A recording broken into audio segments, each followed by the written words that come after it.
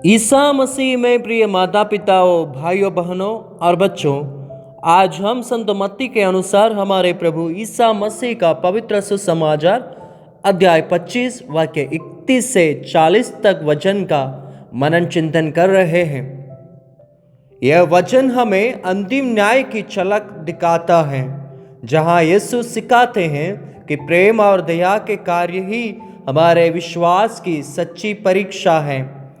यीशु ने कहा, जब मानव पुत्र सब स्वर्गदूतों के साथ अपनी महिमा सहित आएगा तो वह अपने महिमामय सिंहासन पर विराजमान होगा और सभी राष्ट्र उसके सम्मुख एकत्र किए जाएंगे।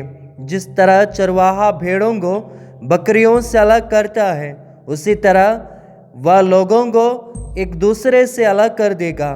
वह भेड़ों को अपने दाएं और बकरियों को अपने बाएं खड़ा कर देगा। यह दृश्य अंतिम न्याय का दिन के बारे में है, जिसे कैटेकिज्म ऑफ द कैथोलिक चर्च 1038 में स्पष्ट रूप से बताया गया है। सभी मनुष्य मसीह के सिंहासन के सामने उपस्थित होंगे और उन्हें उनके कर्मों के अनुसार न्याय मिलेगा।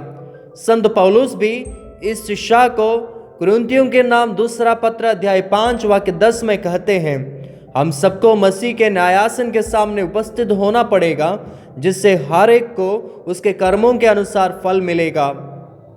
पोप बेनेडिक्ट 16वें अपनी एनसाइक्लिकल स्पेस साल्वी में लिखते हैं, अंतिम न्याय का विचार केवल भय का कारण नहीं है, बल्कि यह हमें हमारी जिम्मेदारी की याद दिलाता है। प्रेम और करुणा में जीना ही हमारा असली कर्तव्य है।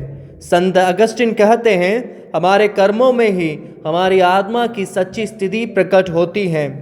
कैथोलिक कलीसिया में सिखाती है कि अंतिम न्याय कोई कठोर सजा का दिन नहीं है, बल्कि यह प्रभु के प्रेमपूर्ण सत्य का दिन है, जब प्रत्येक व्यक्ति को उसके कार्यों के अनुसार देखा जाएगा। गरीबों और जरूरतमंदों की सेवा को महत्व देकर यीशु ने कहा, क्योंकि मैं भूखा था और तुमने मुझे खाने को दिया, मैं प्यासा था और तुमने मुझे पानी पिलाया, मैं परदेशी था और तुमने मुझे अपने यहाँ ठहराया।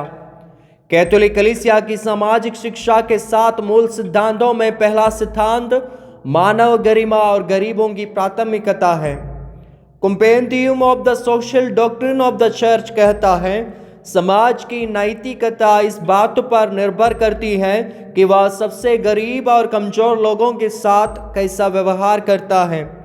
संत पोप फ्रांसिस अपनी एनसाइक्लिकल फ्रैटेली तुtti में लिखते हैं, हमारी भक्ति और प्रार्थना केवल तभी सार्थक है जब वे गरीबों और जरूरतमंदों की सेवा में बदल जाएं।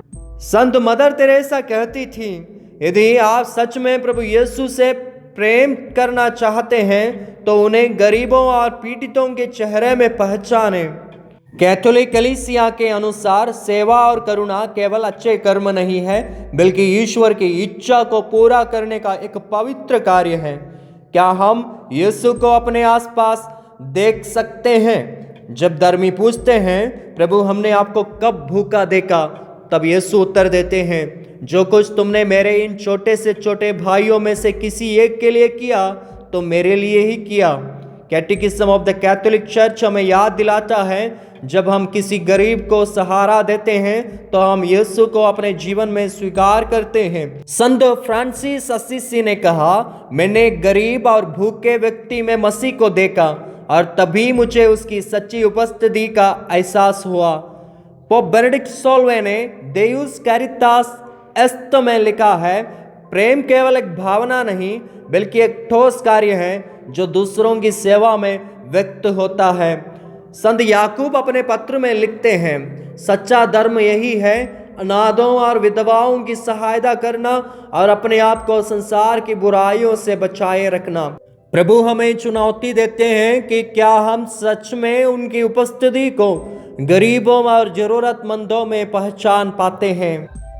आइए हम प्रार्थना करें। हे प्रभु यीशु, हमें करुणा से भर दें ताकि हम आपको अपने गरीब और पीड़ित भाइयों में पहचान सकें। हमें आपके न्याय और प्रेम की गहराई को समझने की बुद्धि दें। हम अपने जीवन में आपकी सेवा को सबसे बड़ा कार्य मानकर जिए। आमीन।